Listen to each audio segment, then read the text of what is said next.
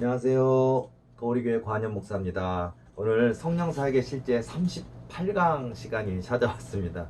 자, 오늘도 제가 재밌는 이야기 많이 들려드릴게요. 그리고 여러분들이 어, 배워야 될 거, 또 깨달아야 될 거, 또 마음가짐 갖는 거, 또 이런 부분들이 하나님을 기쁘시게 드리는 것도 될 수 있을 뿐만 아니라 솔직히 우리 하나님 아들 딸 된 우리가 이 땅에서도 우리가 승리해야 되잖아요. 또 응답도 받아야 되잖아요. 근데 응답의 지름길이 하나님을 기쁘시게 드리는 거예요. 하나님 뜻대로 순종하는 게 응답의 지름길이에요, 사실은. 그러니까 우리가 물질적인 응답이 됐든 어떤 믿음을 간구하는 또는 어떤 은사를 간구하는 그런 분들이 더욱더 성령의 충만한 능력을 덧입는 그런 비결도 사실은 순종하는 거예요. 근데 많은 분들은 여전히 교만한데 막 성질이 그러니까 다혈질이에요. 다혈질이 성격이 다혈질이고 나만 옳고 다른 사람은 잘못됐다 틀렸다 그러니까 비판적인데 능력 받고 싶은 사람 많더라고요. 안 주시죠 하나님이. 우리 하나님의 저울이 얼마나 정확한데요. 우리 하나님 얼마나 공평하신데요. 우리 하나님을 속일 수 있겠습니까? 사람 앞에 눈 가리고 아웅할 수는 있지만 하나님은 속일 수가 없어요. 그래서 우리 하나님이 우리 마음을 달아보신다는 거. 아, 겸손해야 됩니다. 누구보다도 교회에 봉사하고 헌신을 많이 하는 분이라 할지라도요. 당연히 해야 될 일을 한 것뿐입니다 라고 주님 앞에 탁 내려놓고 더 많이 해야 되는데 더 많이 하지 못해서 죄송합니다. 이 정도쯤은 돼야죠. 그런 마음가짐 가져야 되겠고요. 항상 나보다 저 사람의 기도, 저 사람의 헌신, 봉사 좀 못나 보일 수도 있고 부족해 보일 수도 있지만 절대 정지하고 비판, 판단하지 마세요. 다 저 나름대로의 믿음 따라 최선을 다하고 있는 건데 그걸 가지고 내 기준에서는 나보다 덜하네? 나는 1시간 기도하는데 쟤는 겨우 10분 기도해? 나는 그래도 집사인데 권사인데 나는 이렇게 하는데 쟤는 수요일도 안 나오고 금요일도 안 나오면서 무슨 집사야? 이러면서 막 판단 비판하는데요. 물론 그런 어떤 여러 가지 차이점은 있겠죠. 그러나 하나님이 보시는 관점이라는 게 있기 때문에 내 기준에서 자꾸 판단하고 비판하지 말고요. 예수님의 마음 있잖아요. 긍휼의 마음을 가지고 늘 나보다 남을 낮게 여기고 또 저마다 어려운 환경에서 최선을 다하고 있다라는 그런 마음을 가지고 이렇게 따뜻한 시선으로 바라봐야 됩니다. 바로 그것이 응답의 비결이에요. 능력의 비결입니다. 하나님을 기쁘시게 드리는 비결입니다. 그래서 우리가 어떤 너무 방법론적인 것만 막 추구하지 마시고요. 본질적인 게 굉장히 중요해요. 물론 어떤 강론에서 정말 이것은 왜 그렇지? 이런 것도 있네라고 그런 것도 많이 있어요. 그것도 깨달아지기도 하고 듣기도 해야 되겠죠. 예를 들자면요. 신유은사. 자, 여러분에게 신유은사가 임했습니다. 자, 그러면 여러분들이 나는 하나님이 신유은사를 주셨어. 체험도 했습니다. 손을 얹고 기도하니까 굉장히 가슴이 시원해지는 것 같아요. 라든지, 목사님이시라, 목사님 손에 통해서 안수를 받는데, 뜨거운 물이 내 머리로 샥 흘러내리는 느낌이 들어야 하고, 제가 가슴 부분에 통증이 있었는데, 시원해집니다. 배 부분, 아랫 부분인데가 되게 불편했는데, 얹힌 게 쫙 내려가는 것처럼 시원합니다라고 이런 체험이 있잖아요. 또는 병이 낫고, 고침받고, 안 아프고, 통증이 없어지고, 이런 게 있는데, 그래서 우리가 내가 신유 은사를 받았구나. 또 하나님이 이런 은혜를 주셨구나는 걸 경험을 이미 하고 있고 그래서 신유 은사가 있다는 걸 알게 되는데 자, 신유 은사 있으면 무조건 치유될까요? 아니거든요. 여러분요. 신유 은사라는 것도 하나님이 그 은사를 주셨지만 무조건 아무나 안수 해주면 신유 은사 기도를 해주면 치유될까요? 아닙니다.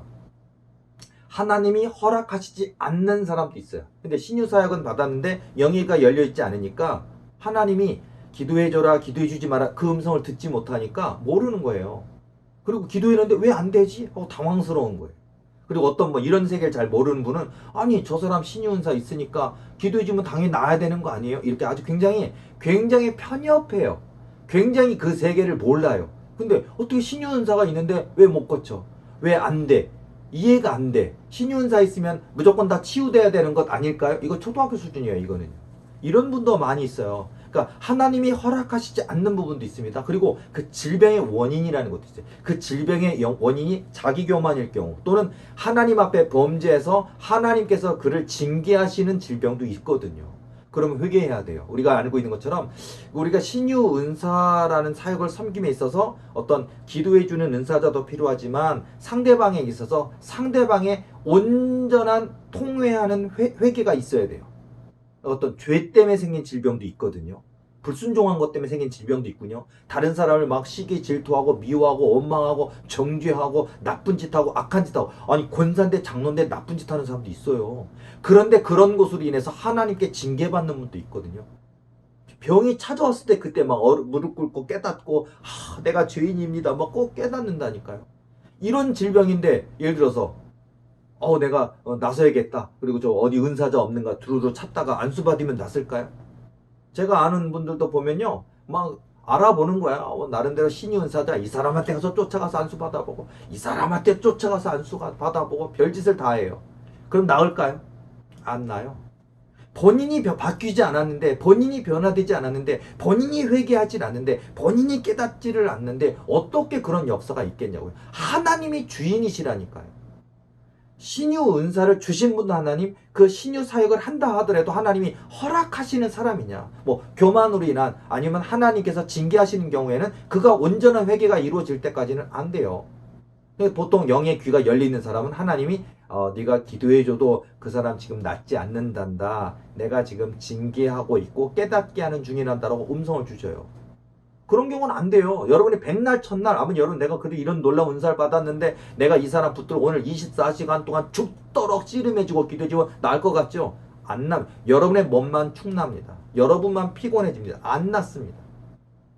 이런 경우도 있어요. 그리고 어떤 경우는 예를 들자면 기도시키시는 경우도 있어요. 예를 들어서 뭐냐면 목사님이신데 본인 자신이 주의 종인데 이런 질병이 있잖아요. 그럴 때 보면 하나님이 그 사람에게 정말 가슴을 찢고 하나님 나 이대로는 안 됩니다 라고 막 부르짖으면서 하나님께 다 내려놓을 때까지, 그리고 하나님께 그 기도의 분량을 채우시려고 기도시키실 때는요, 어떤 은사자가 기도를 해도 치유가 안 돼요. 이런 경우도 있어요. 자, 그러니까 물론 보통은 또 우리가 하나님께 간구하고 있고 기도의 분량이 쌓여 있고 눈물로 통회하고 있고 하나님 나를 고쳐주옵소서 벌써 몇 달 몇 년 동안 하나님께 기도하는 제목이 있는 가운데 정말 하나님이 뜻하신, 또 하나님이 함께 하시는 귀한 그런 은사자를 만나서 또 그분을 통해 기도받을 때 이렇게 놀라운 치유 역사가 나타나기도 합니다. 자, 그러니까 신윤사 있으면 무조건 치유되는 것은 아니라는 것도 했고요. 그 다음에 이 대한민국 땅에 너무나 정말 나이롱 같은 그런 기도원 원장도 있고요. 또는 무슨 내가 신유 사역자야, 무슨 치유 사역자 하는데 하나도 못 고치는 사람도 정말 많이 있어요. 근데 여러분들 보면은 예를 들어서 그런 사람들이 보면 예를 들어서 막 여러 가지가 있어요. 예를 들어서 기도를 이제 받으러 왔죠. 이분이 은사가 있다고 생각하니까 왔지만 사실은 지식만 가득한 분이지 사실은 실제로 어떤 은사가 없는 분도 있어요. 그래서 목사라는 타이틀을 갖고 있고 어떤 신유 사역에 대한 여러 가지 정보들을 규합을 해서 어느 정도 아는 척은 할 수 있을지 모르지만 실제로 하나님이 그분에게 은사를 주신 바가 없는데, 그래서 이분은 어떤 기도원을 하시는 분도 있고요, 어떤 교회 내에서 치유 사역을 하시는 분도 있는데 실제로는 백날 첫날 만날 기도를 해줘도 낫지를 않는 경우도 많이 있어요. 근데 이런 분들은 전략적이잖아요. 예를 들어서 자기가 하는 방언을 들으면 또 따라하면 치유된다고 하면서 그 방언을 녹음 테이프를 틀어놓고 막 1시간 동안 2시간 동안 따라하면 치유된다라고 하면서 막 기도시키시는, 여러분 이런 데 쫓아다니지 마세요. 자, 그런 방언을 하면 나을까요? 치유될까요? 자, 참 어리석은 것 같아요. 그렇게 잘못되게 가르치는 분이나 그런 분을 쫓아다니는 분이나 이런 것도 있고요. 예를 들어서 그런 분들이 있잖아요. 그래서 너가 정성이 부족해서 그래. 그러더니 감사한금을 한 1,000만 원 해야 되지 않겠어? 3,000만 원 해야 되지 않겠어? 그래야 하나님이 뭔가 감동하시는 거 아니야? 이런 식으로 해서 찾아온 교인들이 아픈 그 교인들의 그 주머니까지도 털어가지고 뜯어먹는 목사도 얼마나 많은지 몰라요. 그러니까 여러분들 어떤 그런 기도를 받으러 갔을 때는, 그래서 우리가 내 교회 내 목사님이 최고라고 제가 그 얘기 하잖아요. 맞습니다. 내가 섬기는 내 교회 목사님이 최고인 거예요. 내 이름 석자를 알거든요. 내가 자녀가 몇 명이 있는지, 자녀가 몇 살인지, 뭐 초등학교 들어갔는지, 이번에 대학교 들어갔는지 안다니까요. 그리고 그걸 놓고 눈물을 흘려 하나님 어떤 어려움이 있습니다 하고 기도해 주시는 분, 내 교회 내 목사님이 최고인 거예요, 사실은. 근데 우리가 그냥 저분 유명하다고 쫓아다니는데, 예를 들어서 유명한 부흥사다고 쫓아갔다가 많은 분들이 저에게 문의하거나 찾아오시는 분들이 있어요. 왜냐하면 되게 유명한 분인데 가서 안수받았는데 마귀방언이 나오는 거예요. 안수받고 돌아왔는데 집에 와서 계속해서 얼굴이 찡그러지고 막 신경질이 나고 짜증이 나고 입에서 막 쌍욕이 막 나오면서 이게 막 마귀 역사가 시작되는 거예요. 마귀 방언. 성령 방언이 아니라 마귀 방언하고 마귀 역사가 나타나고 마치 귀신 들린 현상처럼 막 나타나고요. 막 견디지를 못해요. 괴로워하는 거예요. 아니 왜 신령한 성령 충만한 은사자인 그런 기도원 에 찾아가서 그런 유명한 부흥사라고 그래서 안수받았는데 왜 내가 이 귀신 방언이 나타나고 왜 내가 귀신 들림 현상이 나타날까 막 당황스러워 하시더라고요. 여러분 텔레비에 나오는 분 다 유명할까요? 뭐 기독교 TV에 나오는 분들 정말 성령 충만하고 말씀 충만하고 은혜 충만하고 무릎 꿇고 기도하는 주의 종들일까요? 아닌 분도 있을 거예요. 돈밖에 모르는 분도 있을 것이고요. 사기꾼들도 있을 것이고요. 또는 정말 자기 자신은 성령 사역한다고 알고 있지만은 마귀 사역하시는 분도 있어요. 분별을 하시기 바랍니다. 분별을 해야 돼요. 분별을. 그러니까 우리가 검증하고 분별해서 정말 내가 이분에게 머리를 들이밀고 내가 안수해 주세요라고 맡긴다고 하는 건 적어도 그분의 사역이 수십 년 동안의 그분의 말씀 사역과 치유 사역과 그 목회 사역이 검증된 분한테 가야 되는 거예요. 자, 어쨌든 이런 일이 있다라는 거고요. 자, 그리고 또 어떤 분은 그런 얘기도 하더라고요. 예수님 믿는데 어떻게 귀신이 들릴 수가 있지요? 예를 들어서 자, 우리가 예수 그리스도를 나의 구주로 고백하고 자, 그럼 우리가 성령을 인정하는 거고 성령께서 내 안에 내주하신다. 왜냐하면 내 입술로 예수 그리스도를 나의 구주로 고백한다는 것 자체가 성령께서 내 입술, 내 삶의 주인이 되기 때문에 성령이 내 안에 내주하기 때문에 이런 고백을 할 수 있는 것인데 신앙 고백을 할 수 있는 것인데 어떻게 성령이 거주하는 곳에 악령이 역사할 수가 있느냐. 내가 예수 그리스도를 나의 구주로 고백하고 나 교회 다니고 있고 집사님, 권사님, 장로인데 또는 목사인데 근데 어떻게 성령이 거주하는 곳에 악령이 또 역사할 수 있느냐. 예수님 믿고 있는데 예수님 믿는데 어떻게 귀신 들릴 수 있느냐라고 그거를 말도 안 된다라고서 이론적으로 말도 안 된다 얘기하는 사람도 있고요. 이해가 안 된다라는 사람도 많이 있더라고요. 참 안타까워. 목사인데도요 귀신이 들어가요. 대형교회 목사 사모님인데도 귀신이 들어가요. 그러니까 그분이 믿음을 갖고 있지만 사단의 공격이 있다니까요, 여러분.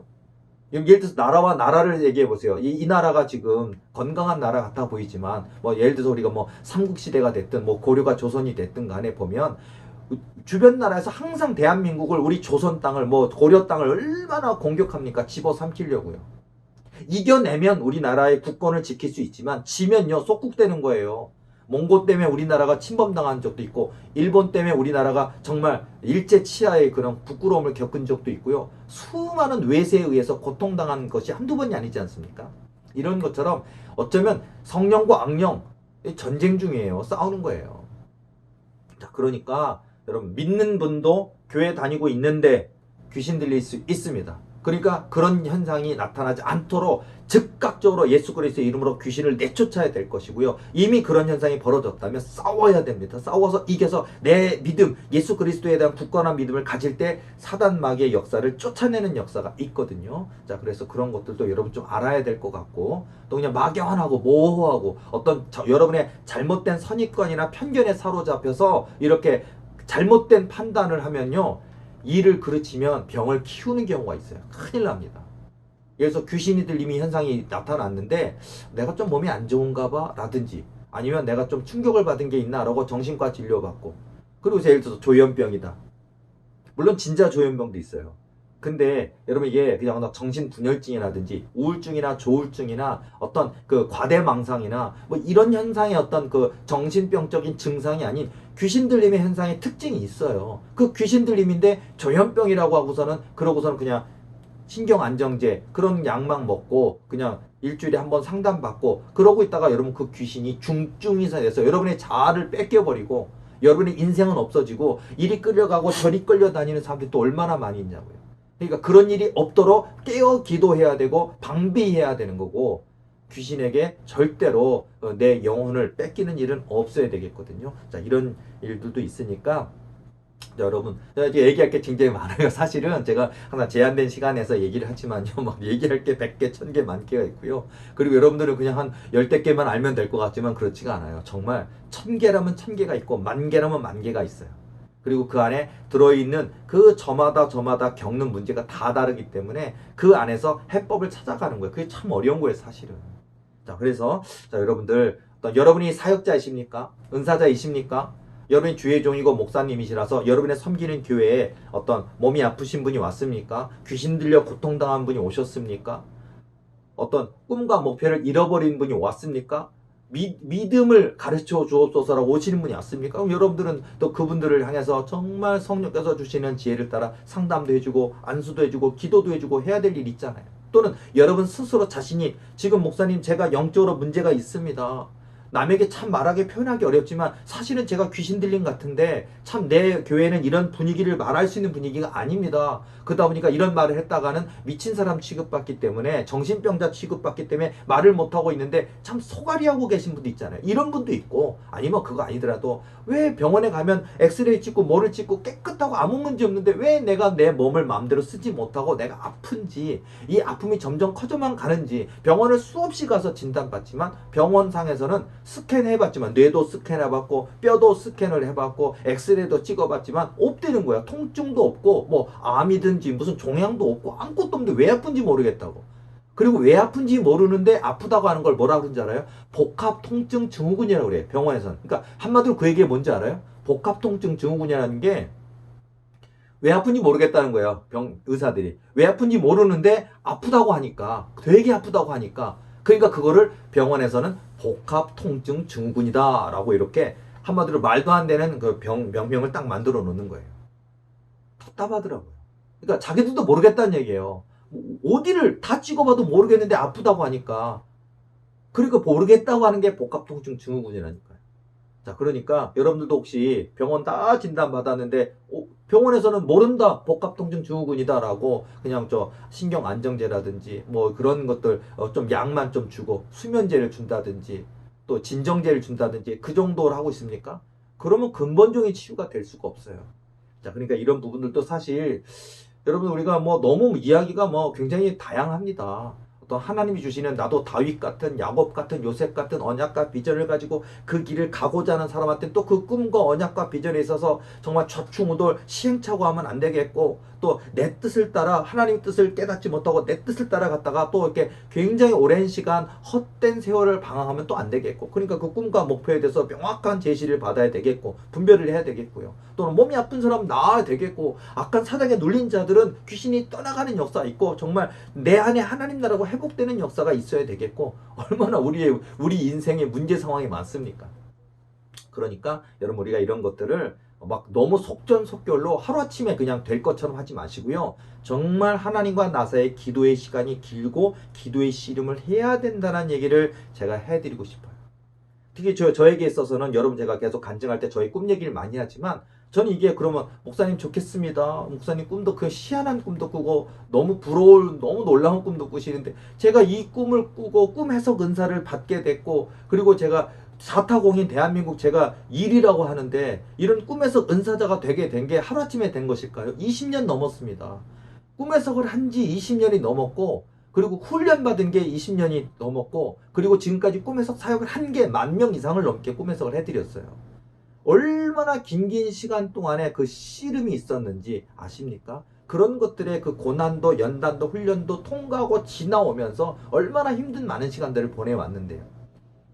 그런 것들의 훈련이 있어야 된다는 거예요. 기도의 훈련, 믿음의 훈련, 영적인 훈련 있어야 된다는 거거든요. 자, 그러다 보니까 이제 저한테는 늘 어떤 사안이 발생하거나 하나님께 기도하면 하나님이 꿈을 통해 말씀하시더라고요. 꿈을 통해 깨닫게 하시는 꿈을 주시기도 하고 영들 분별하는 영적 진단하는 꿈을 주시기도 하고요. 지혜의 꿈, 지식을 주시는 꿈도 주시고요. 여러 가지 꿈을 통해서 하나님이 이제 이 상황이 이런 것이란다라고 알려주시고 또 저 개인에게도 내가 너를 향한 뜻이 이렇단다라고 하나님께서 이렇게 미래를 소망을 주시는 꿈에 있어서도 미리 깨닫게 하셔서 나를 준비시키시는 그런 꿈들을 주시더라고요. 자, 여러분들도 저뿐만 아니라 여러분들도 이 땅에서 이 한 번밖에 없는 인생 우리가 멋지게 쓰임받아야 되지 않겠습니까? 그러니까 여러분들에게 다가오시는 그 성령님을 여러분의 마음의 문을 여셨으면 좋겠고요. 그리고 여러분들도 다 영의 눈이 열리고 영의 귀가 열리고 영의 지혜가 열리는 역사가 있었으면 좋겠고요. 여러분에게 찾아오는 그 성령의 은사와 체험들을 여러분 이런 것도 있었네 하다가 놓쳐버리지 마시고요. 여러분 젊은 날에는 당연한 것처럼 여겨졌던 많은 은사가 임했는데 당연하게 여겨졌던 것들을 그냥 지나고 나서 20년, 30년 뒤에 그 은사를 되찾으려고 하시는 분도 있어요. 다 잃어버린 거예요. 그땐 당연하다 여겼는데 나이 들어서 다 없어져 버린 분도 있거든요. 자, 여러분 잃어버리지 마시고 하나님이 나를 부르셨을 때 하나님이 내게 찾아오셨을 때 그 은사 그 성령 체험을 귀히 여기시고 간직하시고 그리고 성장하셔서 성숙한 믿음이 되셔서 하나님이 마음껏 들어 쓰실 수 있는 귀한 사역자가 되셨으면 좋겠습니다. 너무 서술이 너무 길죠. 자, 이야기 하나 해드릴게요. 자, 제가 어느 날 꿈을 꾸었는데요. 저희 꿈 얘기 하나 해드릴게요. 또 의미 있는 꿈이고 저에게는 꿈인 언약 꿈이고 비전에 대한 꿈이고 어떤 각오에 대한 꿈이고 하나님이 나를 향한 뜻에 대한 꿈인데요. 저에 대한 개인적인 꿈이고 미래에 하나님이 귀히 쓰시고자 하시는 그런 뜻이 있는 것일 것 같아요. 그런데 이것을 저희 꿈이지만 이 꿈을 듣는 여러분들에게도 적용해 볼 때 굉장히 큰 도움이 될 수 있는 그런 이야기거든요. 자, 이런 꿈 꾸면 여러분 너무 좋으실 거예요. 전뿐만 아니라 여러분들도 저와 같은 꿈을 꾸시기를 축복합니다. 꾸세요. 근데 여러분 꿈이에요. 와, 제가 무슨 대통령 된 것만 같은 뭐 그런 굉장히 축하의 자리인데 대통령 되는 꿈이 아니라 제가 아니 대한민국에서 제일 큰 교회 담임 목사로 제가 취임하는 그런 꿈을 꾸는 거예요. 와. 여러분 이런 꿈을 만약 목회자이신데 이런 꿈 꾸면은요 뭐 얼마나 행복합니까. 어쨌든 내게도 그런 일이 뭐 이런 거 있잖아요. 어쨌든 꿈이니까 이해해 주세요. 어쨌든 하나님이 저에게 위로해 주시는 그런 꿈이었는데 근데 얼마나 그 담임 목사 취임하는 그 꿈의 자리가 귀한지 세상에 아니 미국의 대통령도 와 있더라고요. 미국의 대통령이 무슨 제가 한 나라의 대통령 되는 것도 아니고 미국의 대통령이 축하해주러 와 있고요. 심지어는요 영국의 여왕도 와 있더라고요. 그리고 이 대한민국 내에 또 전 세계 가운데 내노라고 하는 유명인들 뭐 정치인 경제인 유명한 뭐 회장이든 교수든 총장이든 무려 제가 꿈속에서 3,000명 그러니까 일반 성도들 말고 귀빈이라고 여겨지는 사람만 3,000명이었어요. 제 꿈에서. 그러니까 제가 그러니까 꿈에서는 그런 거 있잖아요. 뭐냐면 제가 져봤습니까? 꿈에서는 딱 그 꿈에서 느껴요. 뭐냐면 몇 명쯤 하는 게 그냥 느껴지는 게 있어요. 여러분도 아마 경험해 보셔서 알겠지만 꿈에서도요. 앉아있는 성도들, 앉아있는 어떤 그 청중들이 아닌 귀빈들만 3,000명인데 그 귀빈들이 다 대학 총장, 교수, 국회의원, 뭐 국회의장 이런 수준이에요. 미국의 대통령도 와 있고 영국의 여왕도 와 있고 이런 귀빈들만 3,000명이 딱 모여 있는 자리에 제가 담임 목사, 세계에서 제일 큰 교회의 담임 목사 제가 취임하는 자리래요. 저 개인도 너무 황홀한 꿈이고 너무 놀라운 꿈이고 정말 귀한 꿈인데 어쨌든 그런 꿈이 있는데 제가 이제 설교를 해야 되잖아요. 설교를 딱 하려고 강단에 딱 섰는데 아니 강단에 바퀴가 달려 있어요. 강대상에. 그러니까 여러분요 강대상이 이렇게 힘을 줘서 우리가 그러니까 라든지 하나님 살아계십니다 이렇게 얘기하려면 이렇게 힘 주거나 이렇게 하잖아요. 근데 이 바퀴가 4개가 달려 있으니까 강대상이 주르르르 밀려가고 주르르 이쪽으로 가고 막 흔들리는 거예요. 그러니까 제가 딱 이런 거예요. 이 바퀴 달린 강단을 치우십시오 하고 귀빈들 3,000명과 청중들에게 막 선포를 하는 거예요. 이 바퀴 달린 강단을 치우라 라고 뭐 명령하듯이 치우십시오 라고 딱 얘기하는 거예요. 그리고 제가 이제 그 치우라는 명령을 하면서 어떤 게 깨달음이 오냐면 야 마치 이 자리에 서 있는 또 우리가 이 대한민국 땅에도 뭐 몇천 명 모이는 몇만 명 모이는 그런 대형교회 목사님들이 있잖아요. 보면요 그 목사님들이 뭐 억대 연봉 뭐 1억 정도가 아니죠. 뭐 10억 받는 분도 있다 그러더라고요. 근데 그런 억대 연봉을 받고 있는 그 목사님들이요 다 보면 그 교회 장로들 눈치 보고 앉아 있고 그 교회 권세 있는 자들 눈치 보고 앉아 있고 한마디로 이 바퀴 달린 강단이라는 게 바로 이렇게 하나님의 뜻대로 순종하고 하나님의 살아계심을 선포하는 설교가 아니라 교회 내에 권세 있는 힘 있는 그런 장로들 그런 분들 눈치 보고 있는 그런 목사를 상징하더라. 저는 그 꿈속에서 오늘부터 이 바퀴 달린 강단을 치우십시오 하고서는요 딱 하면서 저는 하나님의 말씀만 전하겠습니다 라고 제가 그렇게 선포하는 거예요. 당연한 얘기죠. 저의 꿈 얘기만 아니더라도요 저뿐만 아니라 이 땅에 많은 설교하시는 분들, 설교 사역자 또는 주의 종들, 전도사님, 목사님들 어떠해야 됩니까? 우리는 교회 내 어떤 권사님이, 여선교회장, 남선교회장님이 모든 교회 권리를 딱 붙들고 있어서 눈치 보고 계시면 아니에요. 권세 있는 힘 있는 분들 눈치 보라는 게 아니고요. 또 저분들 눈치만 보고 살살살 그분들의 비위만 맞춰주면 억대 연봉을 받으면서 그냥 편안하게 누리는 목회할 수 있습니까? 대형교 목사님들이 이런 스타일로 하시는 분들이 얼마나 많은지 알아요? 정말 하나님의 뜻을 받아서 하나님이 원하시고 기뻐하시는 목회 사역을 펼쳐가야 되는데 힘 있는 사람들 눈치 보면서 그들의 등만 긁어주면서 그러면서 그냥 자기 배만 배불리는 억대 연봉을 받으며 누리는 목사들 얼마나 많습니까? 회개하셔야 되는 거예요. 변화돼야 됩니다. 근데 저에게도 그런 걸 얘기하시는 거예요. 지금 저는 너무나 작고 연약하고 적은 교회를 하고 있는데 하나님은 저에게 어떤 저의 꿈과 미래 속에 얘기하시는 거예요. 너도 훗날 교회가 커지게 되면 교회 내에 그런 정치력 있는 힘 있는 자들에게 너도 좌지우지 될 수 있단다. 이게 바로 바퀴 달린 강단이란다. 이 바퀴 달린 강단을 치우십시오. 나는 오늘 하나님의 말씀만 전하겠습니다. 바로 이겁니다. 지금도 그래야 된다는 거고 제가 섬기는 교회가 커진다 할지라도 여전히 하나님 말씀만 선포해야 된다는 것이고요. 저의 꿈만 되는 것이 아니라 제가 이 이야기를 드리고 있지만 이 간증을 듣는 이 영상을 듣는 모든 분들도 하나님의 말씀에 서시고 하나님의 말씀을 선포하시는 저와 여러분이 돼야 된다는 거예요. 자, 1단계는 이랬습니다. 근데 끝난 게 아니고요. 이제 설교를 해야 되잖아요. 설교를 하려고 제가 이제 그 원고 설교를 딱 펼쳤더니요. 세상에. 아니 보통 저는 이제 저 개인적으로는요 제가 한 35분에서 아무리 길어도 50분 넘지를 않아요. 제가 30분에서 40분 사이에 설교가 끝나는데 그런데도 불구하고 제가 원고를 4장 A4 용지 4장 정도 준비하거든요. 제가 개인적으로는요. 근데 사실 준비해놓고 거의 읽지도 않아요. 그냥 하나님이 주시는 말씀대로 선포하는 거 제 스타일인데 근데 보면은요. 준비는 철저히 합니다. 그러나 원고를 무시하고 성령께서 즉각 제 마음에 감동 주시는 말씀을 선포할 때가 굉장히 많아요. 그런데 아니 이거 딱 설교를 원고를 펴니까 세상에 100년 1000년 가도 아무도 한 줄도 읽을지 않을 것 같은 설교집이요. 설교집. 여러분 어떤 큰 교회 목사님들은 내가 이 설교집 하면서 돈을 갖다 쓸데없이 몇 천만 원 들여서 막 설교집을 막 책으로 내가지고 교인들 읽으라 그러는데 담임 목사님이 나누어 주니까 가져가긴 하지만 누가 읽어봅니까? 하나도 재미도 없고 뭔 소리인지 하나도 모르겠고 하나도 와닿지도 않는 그런 죽은 설교거든요. 근데 누가 갖다 놨는지 내 설교가 아닌 그냥 이런 그 원고 설교가 딱 죽어있는 원고 설교 아무 감동도 없는 아무 성령 메시지 없는 설교가 딱 펼쳐져 있길래요. 제가 그 꿈속에서 그런 거예요. 이것은 죽은 설교입니다. 이 원고 설교를 치우십시오. 하고서 또 하는 거 얘기하는 거예요. 그러니까 제가 딱 얘기했는데 그 원고 설교가 이렇게 두껍더라고요. 뭐 백과사전도 아니고요. 치웠습니다. 싹 치웠어요. 그러니까 내가 원래 준비한 제 설교가 딱 앞에 펼쳐지더라고요. 그래서 내가 설교하려고 딱 보니까 설교 제목이 내가 오늘 여기 서 있는 이유는 오직 예수 그리스도입니다.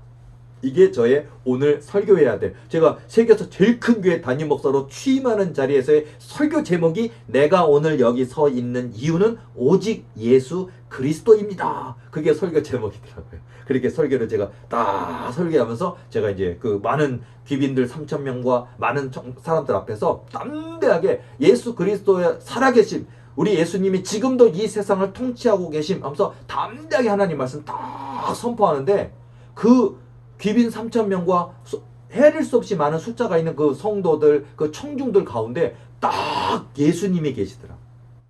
그 예수님께서 바로 그것이란다. 바로 그런 설교를 해야 된단다. 바로 그런 메시지를 전해야 된다라는 것을 굉장히 흐뭇한 모습으로 미소 지으시는데 뭐 그 얼굴에서 이 빛이요. 막 이 세상이 그 어떤 빛으로 표현할 수 없는 빛이 막 발산하는 빛을 발하시면서 환히 웃으시면서 고개를 끄덕끄덕 가지고 미소를 지으시는데 제가 그 얼굴을 보다가 꿈이 깼어요. 저 개인적인 꿈이지만요. 굉장히 중요한 가르침입니다. 하나님이 이 꿈을 통해 저에게 마음에 심으시는 거예요. 네가 지금 아직 연소하느냐 또 교회가 작으냐 교인의 숫자가 적으냐 너는 지금도 내가 오늘 여기 서 있는 이유는 오직 예수 그리스도입니다라고 예수 그리스도를 증거하거라. 그 얘기거든요.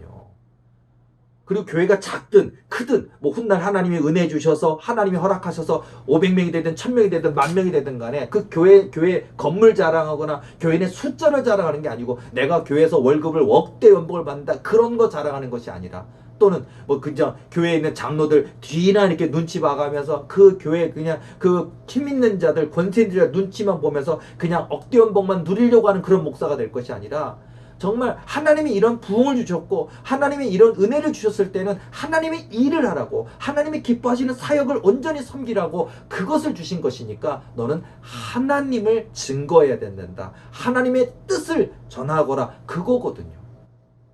마치 그것처럼요. 오늘 저러면 뭐 저처럼 주의종이거나 목사이신 분 아니더라도요. 어쩌면 우리 권사님도 또 장로님도 다 우리 청소년부, 청년부, 아동부에서 설교도 하시잖아요. 큰 교회들 보면 중형교회 큰 교회도 설교도 하시잖아요. 다 어쩌면 어떤 면에서 보면 집사님도 말씀 선포자예요. 말씀 설교자예요. 그러니까 우리가 뭐 평신도이든 또 청년부 뭐 회장이시든 뭐 은사자이든 사명자이든 또 전도사이든 목사이든 간에 정말 저와 여러분 오직 예수 그리스도를 선포하시기 바랍니다. 이게 가장 중요하다는 거예요. 자, 그렇게 하셨으면 좋겠고요. 제가 사실 이번 주에 너무나 놀라운 은혜를 체험을 해가지고 제가 이번 주 주일날 설교할 때 우리 교인들에게 막 울기도 했어요. 그러면서 이렇게 막 말씀도 간증을 했는데요.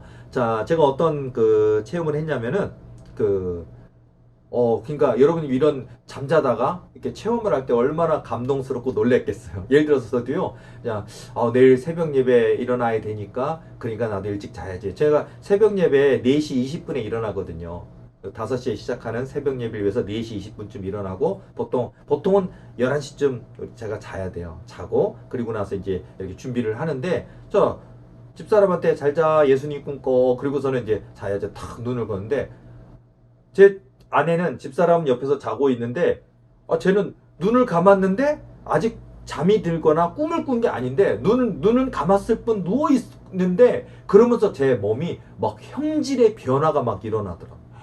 와, 제가 무슨 영화에 체험하는 것처럼 정말 이런 꿈을 꾸면 여러분 황홀하시지 않습니까? 여러분 우리가 입신할 때 우리 몸이 막 변화되는 체험들이 있잖아요. 몸이 막 날아오르고요. 막 진짜 그래요. 입신할 때 보면 막 내 몸이 내가 기도하고 있는 내가 여기 있는데 내가 내 몸에서 빠져나와서 기도하고 있는 나를 봐요. 내 영이. 그리고 정말 강한 성령의 바람에 붙들림 받아서 정말 엄청난 바람과 속도를 느끼며 우리가 하나님 나라로 가는 그런 체험들이 있잖아요. 그때 뭐 얼마나 그리고 날아가면서 바다 위를 날아가면서 바다의 그 파도를 막 손으로 막 감각을 느끼면서 물보라를 느끼면서 바람을 맞으면서 그런 놀라운 체험이 있는데 자, 이런 놀라운 체험도 많이 하시기 바랍니다. 근데 그런데 제가요 자는데 제 손이 제 팔이 제 어깨가 제 몸이요 이렇게 무슨 장난감 분해 조립하는 것처럼 내 모든 뼈와 이 심줄 이런 것까지 싹 펴져 가지고 있다가요 그게 막 재조합이 되는 거예요. 막 재조합이 되고 그 안에 있으면 어떤 질병이 있거나 문제가 있거나 그런 것들은 딱 이렇게 제거가 되면서 다시 재조합이 돼서 다시 내 손으로 뼈와 심줄과 내 살과 피 거죽과 이런 게 딱 하면서 하는데 꿈에서도요 얼마나 황홀한지 얼마나 감격스러운지 그러면서 하나님이 내게 성령의 능력을 부어주시는가 보다 하고 막 감동하면서 막 하고 있는데 이제는 제 눈이요 두 눈이 딱 갑자기 두 눈이 이렇게 큰 원으로 막 변하면서요. 무슨 영화로 따지면 마블 영화 좋아하십니까? 나이가 많으신 분들도 목사님이 마블 영화인데 무슨 소리야? 그런 거 있잖아요. 닥터 스트레인지 같이 그런 영화들 있잖아요. 보면요. 무슨 원 같은데 수많은 조합들이 수백 개의 조합들이 있는 게 영롱한 빛을 막 발산하면서 막 재조합이 일어나는 거예요. 내 눈이 그렇게 변해요. 그러면서 막 재조합이 이루어지면서 다시 내 눈으로 두 눈이 싹 들어오는데 와 마치 앞으로 있을 100년 뒤를 내다볼 수 있을 것 같은 그런 해안을 주시는 것처럼 우리가 예언의 영 있잖아요. 그런 것처럼 지혜와 지식과 내 머리가 진짜 내 IQ가 1000 되고 많이 되는 것 같은 그런 느낌처럼요. 앞으로 있을 미래 일들을 통찰하고 아는 느낌처럼 내 영의 눈이 열리는 그런 체험을 막 하면서 내 몸의 형질이 변화되고 그래서 와 꿈속에서 성령을 체험하고 성령의 은혜를 막 체험하고 있는데 음성이 들리는 거예요. 너는 성령의 길을 따라가야 된단다 라고 얘기하시는 거예요. 성령의 길. 그리고 성령의 은사가 뭔지 아느냐라고 얘기하시면서 또 성령의 열매가 무엇인지 아느냐라고 얘기를 하시면서 꿈속에서 막 몸은 현질은 변화되면서 막 성령의 능력이 막 공급되는 게 막 느껴지는데 내 귀로는 여호와 하나님의 음성이 들리면서 성령의 길, 성령의 은사, 성령의 열매 막 설명해 주시면서 그러면서 하나님께서 그 너의 삶 가운데 이런 아름다운 하나님이 기뻐하시는 그런 성령의 열매가 주렁주렁 맺히는 그런 삶을 살아야 한단다 하면서 막 깨우쳐 주시면서 막 말씀을 주시면서 막 하더니요. 그러더니 제일 중요한 포인트가요. 저에게 성령의 권능이 무엇인지 아느냐라고 하시더라고요. 성령의 권능이 무엇인지 아느냐. 저는 우리가 예를 들어서 우리가 성령의 권능을 받았다. 예를 들어서 우리가 병원에서 대학병원에서 뭐 유명한 병원에서 엄청 큰 병원에서 그 진단 받았는데 이미 그 암이 퍼져서 온몸에 막 전이가 돼서 퍼져서 고칠 수 없고 그리고 이거는 이미 시한부 판정 받았고 이 세상 어떤 의술로도 안 되고 항암 치료도 안 되는 병인데 만일 여러분이 신유의 권능을 받아서 그분을 안수한다면 근데 그 병이 고침받아서 전이된 암까지도 다 소멸되고 사라져서 다시 병원 가서 찍었을 때 전혀 병의 흔적도 남아있지 않고 깨끗하다. 우리가 그걸 신유의 권능이라고 얘기할 것이고 와 성령의 권능으로 하나님이 저렇게 치료해 주셨다고 얘기할 거예요. 예를 들자면요. 자 보통 우리가 이렇게 너무너무 같은 병인데도 너무 중한 병, 어려운 병, 힘든 병 이런 것들이 치유된다든지 그럴 때 우리가 와 하나님이 일하셨다. 하나님이 치유하셨다. 그리고 우리가 하나님의 권능이다. 성령의 권능이다. 그렇게 얘기를 할 수 있잖아요. 맞습니다. 그 말도 틀린 거 아니에요. 맞아요. 그런데 하나님이 저에게 깨우쳐 주시는 건 굉장히 중요한 말씀이더라고요. 오늘 저의 강의에서 이 얘기 하나만 들어도 여러분은 성공하신 거예요. 예를 들어서요. 그러니까 성령의 권능이 뭔지 아느냐라고 물으시니까 저는 이제 꿈속에서 뭐 마치 이 세상의 의술로 또는 아주 보통 일반 은사로서 고칠 수 없는 이런 엄청난 그런 질병 이런 것들을 고칠 때 이걸 권능 하나님이 하시는 일이니까 권능이라 할까 뭐 그렇게 머릿속에 한번 떠올려 생각하면서 무슨 말씀을 해주실까라고 이렇게 누워서 몸은 막 변화되고 있으면서 막 하면서 딱 하고 있는데 여호와 하나님께서 성령의 음성으로 제게 주시는 거예요. 뭐냐면 성령의 권능이 무엇인지를 아느냐라고 물으신 다음에 저에게 말씀해 주시는 음성이 뭐냐면 내가 너와 함께 하는 것이란다. 저는요 너무 큰 감동을 내가 너와 함께 하는 것이란다. 진짜 맞습니다. 이거예요. 이게 성령의 권능이라는 게 진짜 이게 정답인 거예요. 내가 너와 함께 하는 것이다. 맞습니다. 나는 안 됩니다. 내 힘은 연약합니다. 그런데 나와 하나님이 함께 하신다면요. 다윗은 안 됩니다. 그러나 다윗과 여호와 하나님이 함께 하시면 다윗이 던진 물맷돌 하나에 조그마한 돌멩이 하나가 거인 골리앗을 꼬꾸라뜨리는 역사가 있는 거예요. 바로 이겁니다. 또 다윗이 승리의 비결 여호와께서 함께 하시니 다윗이 어디를 가든지 승리하게 하시니라. 성경 보세요. 어디를 가든지 승리하게 하시는 역사가 있었어요. 바로 이거 하나님이 함께 하신다라는 게 성령의 권능의 핵심이었던 거예요. 맞습니다. 하나님께서 저에게 그 놀라운 체험을 주시면서 성령의 체험을 주시면서 성령의 권능이 무엇인지 아느냐라고 깨우치시면서 내가 너와 함께하는 것이란다. 저와 여러분의 삶의 영역에서 수많은 선교지와 사역의 영역에서 나 혼자 힘으로는 설 수 없습니다. 나 혼자는 쓰러질 수밖에 없습니다. 나 혼자에는 한계에 부딪힙니다. 그러나 하나님이 나와 함께 하신다면 두려울 일이 없습니다. 능히 할 수 있는 줄로 믿습니다. 바로 이거더라. 그래서 제가 그렇구나. 성령의 권능이라는 게 하나님이 나와 함께 하신다는 이 놀라운 것이 중요하구나 하고 다 깨닫고 있는데 꿈속에서요. 제 손이요. 막 하면서 그 있잖아요. 막 떨림 있잖아요. 진동과 떨림이 성령의 권능이 막 성령의 임재죠. 성령 진동, 성령의 떨림 막 임하더니 제 손이 주체하지 못하고 막 우리가 이렇게 막 성령을 간절히 간구하고 사모하는 분들을 제가 이렇게 머리에 손을 딱 얹고 기도하면 그분이요 이렇게 막 떨거든요. 막 떨면서 막 본인이 일부러 그런 게 아니라 막 본인이 주체하지 못하고 몸을 떨거든요. 근데 제가 꿈속에서 제 손이 막 하면서 막 떨면서 막 성령의 권능이 막 손에 임하더라고요. 하면서 막 진짜요. 어떤 느낌이냐면요. 제 주먹이요. 만약 이만한 바위돌이 있다면 이 주먹으로 그 바위돌을 한 방 때리면 이 그냥 사람 맨주먹인데 바위돌이 산산이 가루가 되고 부서질 것 같은 강함이 막 느껴져요. 그런 힘이 막 느껴지거든요. 막 하면서 하나님이 내게 성령의 권능을 덧입혀 주시는가 보다 하면서 제가 너무 황홀해하면서 그리고 막 눈물이 막 나면서 감격하면서 하나님 감사합니다. 그러면서 하나님이 나와 함께 하신다는 이게 성령의 권능인 거 잊지 않고 평생 그런 마음으로 정말 찾아오는 분, 내 교인된 분들을 위해 그렇게 눈물로 기도하겠습니다라고 울고 있다 제가 꿈이 딱 깼어요. 너무 그 감동이 컸어요. 제가 이번 주 주일날 교인들에게 제가 설교도 하고 간증도 했는데요. 자, 여러분, 정말 물론 성령의 권능에 대한 정의가 많이 있을 겁니다. 그리고 다 맞는 얘기일 겁니다. 그런데요. 어쩜 저의 꿈을 통해서 하나님이 다시 한번 내게 새롭게 깨닫게 하신 거, 성령의 권능이 무엇인지를 아느냐? 내가 너와 함께 하는 것이란다. 자, 여러분, 모든 귀한 은사자들, 사명자들이 또 하나님의 귀한 일꾼들이 모든 주의 종들과 또 하나님이 기뻐하시는 믿음의 일꾼들이 정말 하나님이 함께 하시는 은혜를 누리시고요. 하나님이 함께 하실 때 성령의 권능, 덧입는 역사가 있고 성령의 권능의 역사가 나타날 줄로 믿습니다. 그런 모습을 가지고 나는 죽어지고 내 안에 사시는 예수 그리스도가 사는 그런 믿음으로 여러분 이 한 번밖에 없는 인생 하나님을 높이고 하나님을 자랑하는 저와 여러분 되시기를 예수님의 이름으로 축복합니다. 오늘 강의는 여기까지 하겠습니다. 수고하셨습니다.